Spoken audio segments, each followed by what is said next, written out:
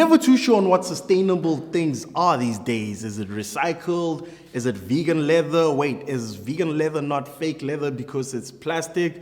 Or is it vegan because the cow is grass-fed and it's Wagyu? So I thought, you know what, let's do an episode because I'm still trying to understand how the Telferberg is still a real bag, but there's a fake version, but it's not really a leather bag.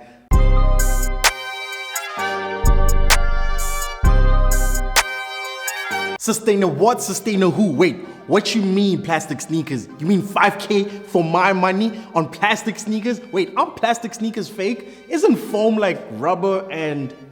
Are we not supposed to look formal on dates? Okay, let's start over. What is foam? Well, it's a bunch of plastic put together. Scientifically, it gets deeper, but which leads to my second question. Why would you buy a plastic sneaker? Well, because Ye wore it and it gave me the confidence to say, yo, I can wear it too. If he's cool, I can be cooler. And the best part is that it's lower maintenance because I just wipe it, get the handy Andy, then you're on and we shine it. We've seen various brands do the foam thing. Some have been accused on running on the ground Crocs laid. Some, well, they've been groundbreaking because of the exceptional PR, the great lookbook, the reel, the whole 9 yards. But here are some of my favorite foam sneakers.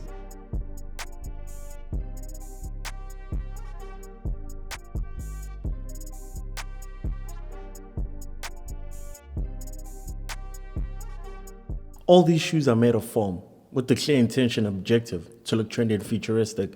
I mean, Crocs paved the way, then they brought Salehi to double down on the way to prove that, yo, we are the founders of the clog era.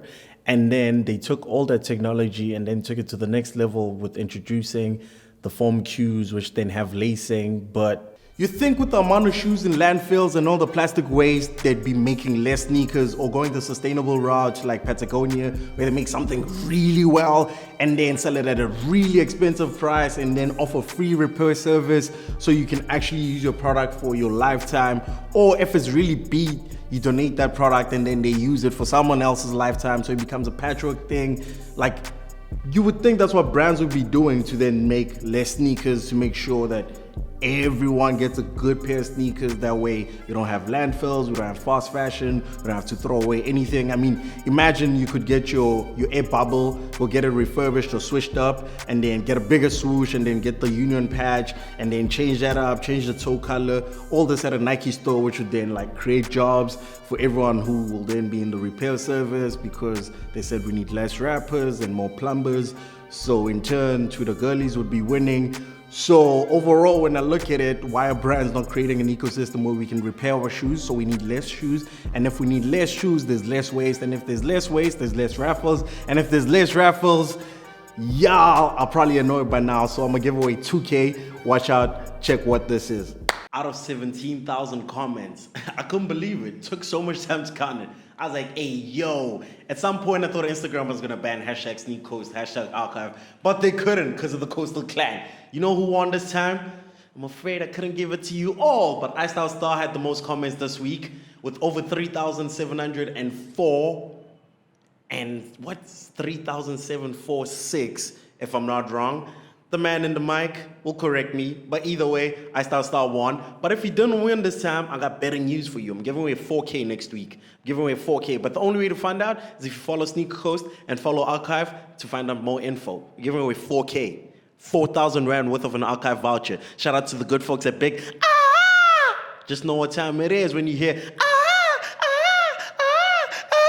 So we've never actually been against recycled sneakers.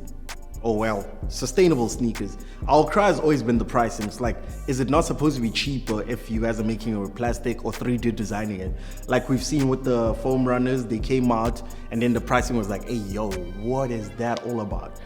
And why are there cheaper alternatives that are the same thing with the same mold? The only difference is that they don't have the Adidas stamp in it or written easy and the sizing guard and the brown box.